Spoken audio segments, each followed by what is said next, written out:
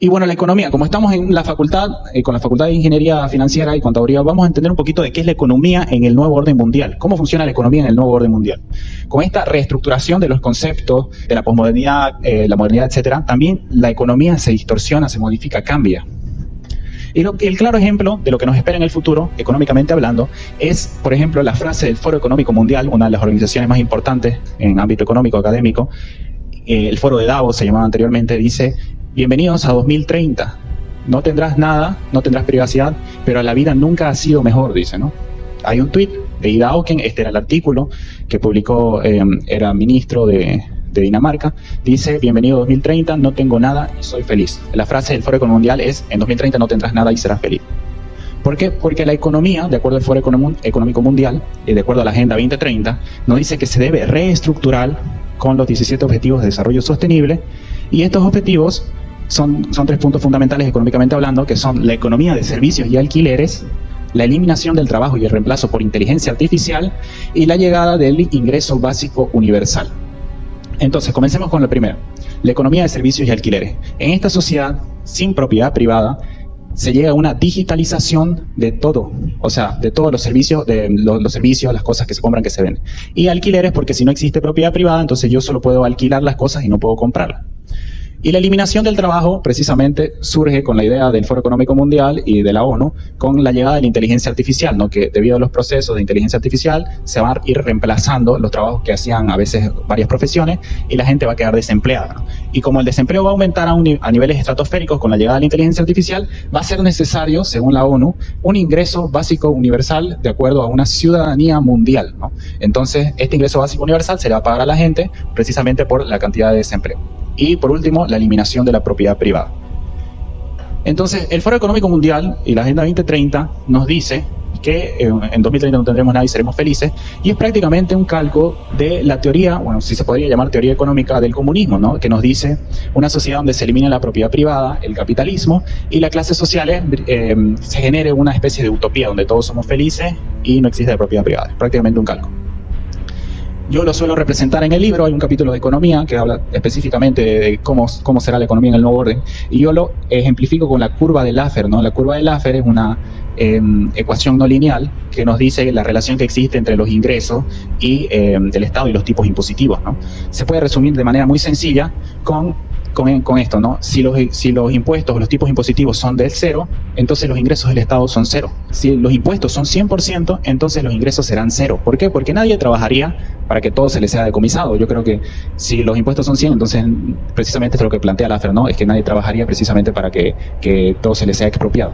Entonces, ¿qué nos dice la curva de Laffer? Que sí, evidentemente existe una relación entre los tipos impositivos y los ingresos que genera el Estado, y dentro de esta curva, que es no lineal, que no generalmente se encuentra al medio, existe un ingreso máximo, ¿no?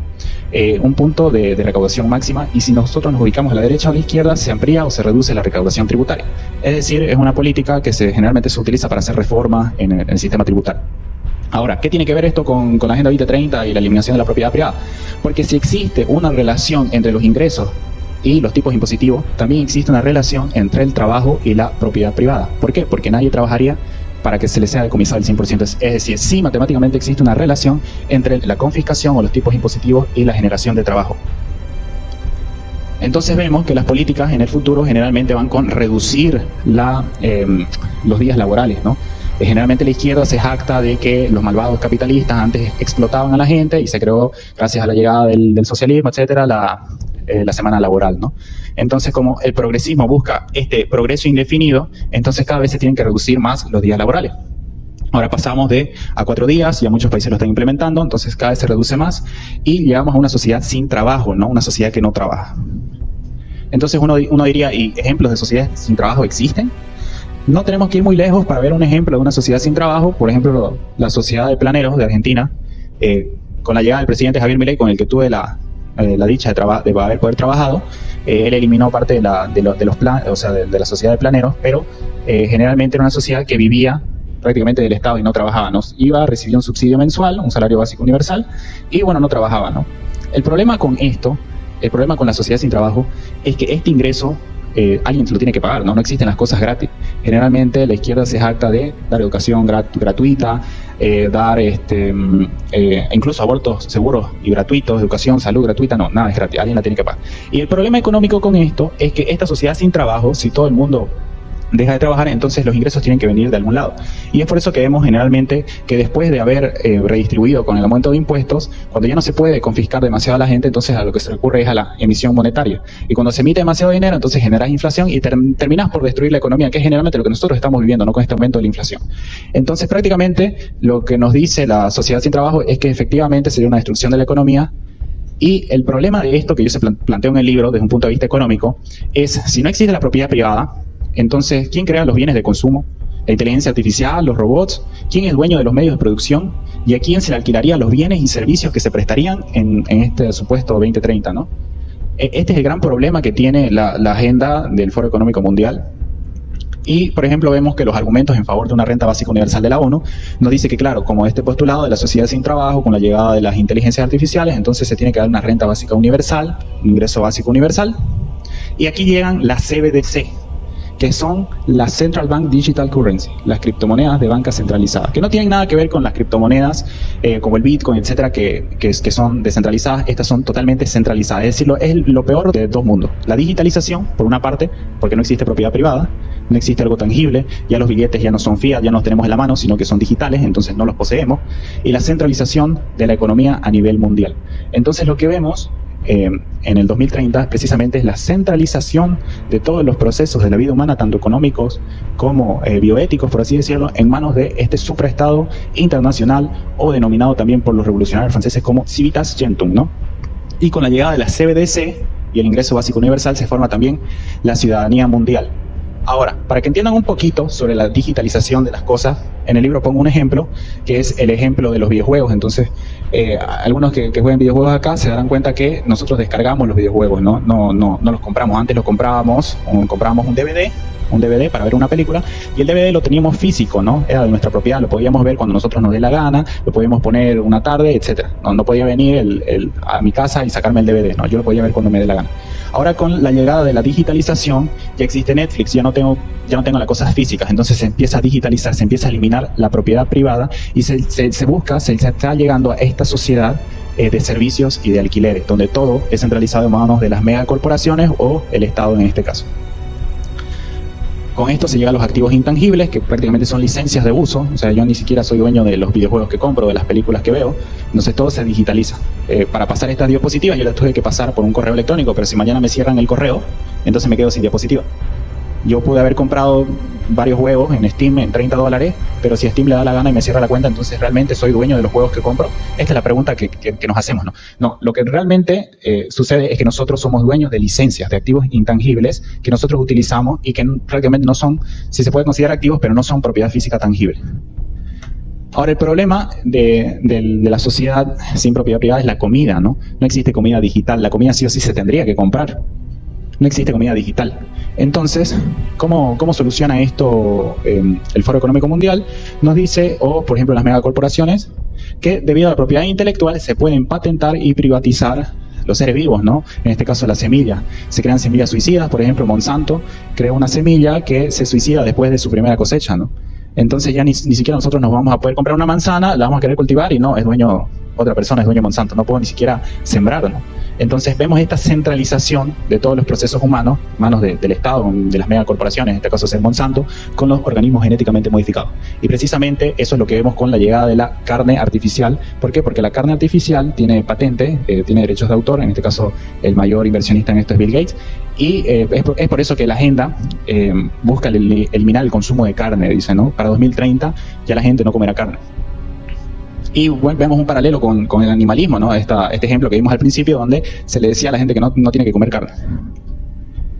Entonces, de igual manera, se puede llegar a un control total de la industria alimentaria desde una regulación similar a la de la Comisión del Codex Alimentarius de la Organización Mundial de Comercio, que trabaja con la OMS y la FAO, con la cual se podrían prohibir alimentos por considerarlos insalubres. Es decir, estas políticas con el Codex Alimentario nos dice que si las plantas o los seres vivos no son tratados de acuerdo a las regulaciones de la ONU o de la OMS, en este caso de la FAO, entonces se considerarían insalubres y no se podrían consumir y deberían ser confiscadas, ¿no? Hay una frase que dice: la medicina avanzará a tal punto que no habrá nadie sano. Hay otro problema con esta economía sin propiedad privada de servicios y alquileres, es quién define la producción, ¿no? ¿Qué podemos comprar y en qué cantidad? O qué podemos alquilar, mejor dicho, y en qué cantidad. ¿Qué pasa si quiero comprar más o alquilar más de lo que produce la empresa? ¿O qué pasa si la empresa quiere producir más de lo que brinda la demanda? Con la postura ecologista se creó algo que se llama créditos de carbono.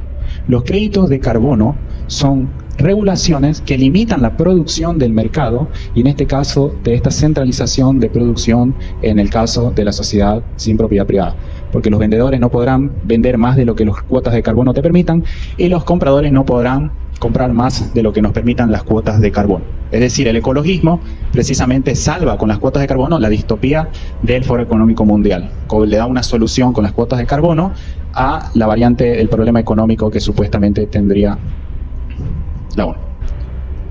Entonces vemos que la economía del nuevo orden mundial es una simbiosis público-privada, corporativista, plutocrática, en el que se centraliza todos los procesos de la vida humana, desde la muerte a la concepción, con la bioética, con la llegada de las políticas de control de natalidad, y también con el control económico total con la llegada de las criptomonedas de banca centralizada o CBDC.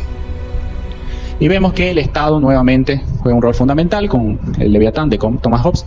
Vemos este Estado omnipotente, omnisciente y omnipresente que controla todas las facetas de la vida humana, que sería la representación del globalismo, ¿no? Este Leviatán global, ya no Estado-nación, sino a nivel mundial.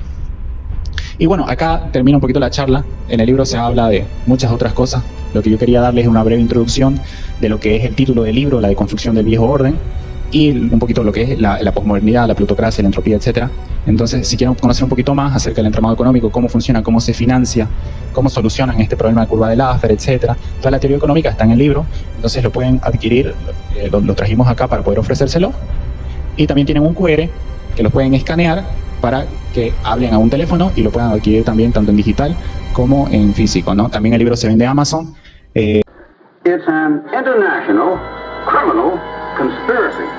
In years to come, historians are going to look back on this time in which we are now living, and they're going to say, how could any free and intelligent people living in a country like America let a gang of vicious outsiders come in and take over? The future is not just happening. The future is built by us. When we are successful, and we will be. La construcción de un nuevo orden mundial, del que esperamos sea para el beneficio de todos los estados, es inevitable. Get your copy on Amazon now.